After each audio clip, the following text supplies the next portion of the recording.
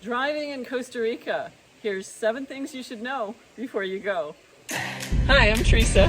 I'm Mercedes. And we're friends from the Vistamundo community.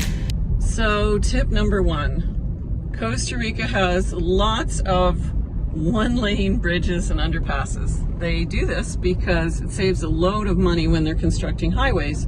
So they're able to build the highway in general to a much higher standard by reducing the budget on the bridge or the underpass. All of these bridges and underpasses are going to have a yield sign in one direction. So always watch for the yield. If you don't have it, you have the right of way. You want to share what a yield sign looks like? Okay, so we're coming up on a one-lane underpass, and our direction has no yield. On the other side, you can see the yield sign right there. So we had the right of way there. Coming back, we'll have to wait for the cars coming through the other way. 90 narrow roads. We're on the 713 right now, which is just north of Vistamundo, but it's actually one of the best routes in Costa Rica because the major cell phone towers are along this route. So that company pumps a lot of money into paving this road. Most secondary roads in Costa Rica are not paved.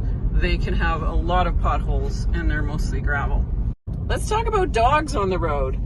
Costa Rica is dog paradise. They really don't believe in tying their dogs up here, so you're gonna see lots of dogs on the road. They're not strays. They probably live in the house they're right in front of, but they often sleep or hang out on the road because it's nice and warm there and there's no bugs. So just be prepared as you're driving along, you may see dogs. People on the road. People hang out on the road all the time. You often see people sitting on the road, talking on their cell. So just be aware, there's no large shoulders here, so you could come up on a person walking along or sitting and talking on their cell along the road at any time. So the other thing is there are not really big shoulders here, so often when cars stop to pick someone up, you might see them just parked on the side of the road. So just be aware. Like here's an example, this truck's probably making a delivery right now, and fortunately he could pull off to the side, but sometimes they're just parked in the middle. Okay, muerte. That's the local nickname for speed bumps. What is it? Muerte. Actually means death, but that's the local nickname for speed bumps here. Because the speed bumps here are crazy. Slow right down when you hit a speed bump because you're gonna destroy the bottom of your car otherwise. There's a muerte. Gotta really slow down for those. Talk about Waze and Google Maps. So a lot of North Americans come down, we use Google Maps. The locals all use Waze. They're both really good systems from the standpoint of how they function as GPSs. But how do they function in Costa Rica? I love Waze. Waze is not bad, but don't trust Waze and Google Maps to send you on a good route.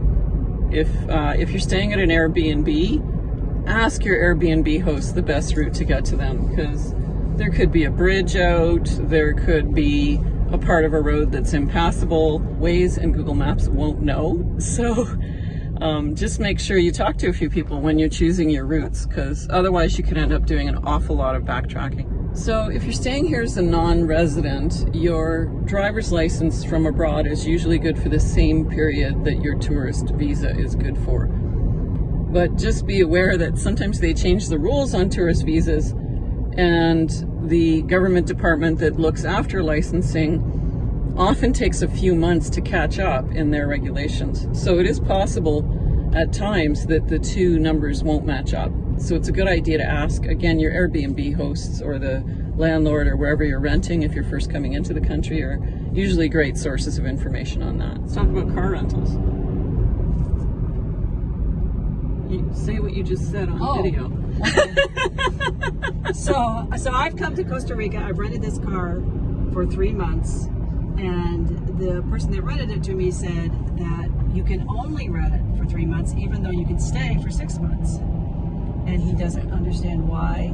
And it's one of those things that Teresa has said, that sometimes they don't catch up with. A quirky rule. Yeah. So not that any of us really need to abide by that 90-day rule, because we can circumvent. Like you could just rent another car a second time. Rent another car, or from another person. Or rent from another agency. Yeah. Another thing to be aware of is that there is no law in Costa Rica that you can't park on the wrong side of the road. which is sometimes disconcerting because it can be easy to not be clear whether a road is one way or not based on how the cars are parked. So gassing up in Costa Rica, the word for full is lleno, but most gas station attendants understand the word full, especially if you say it with a Costa Rican accent. Full.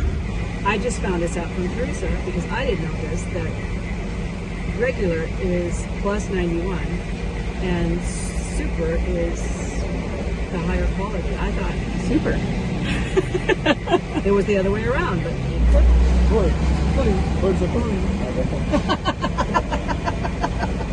There you have it.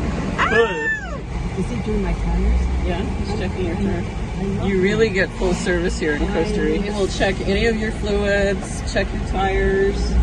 They really go all out. They'll clean your windows here.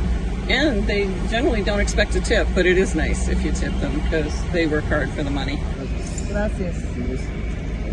But in some of this traffic, I'm really grateful that Mercedes is driving.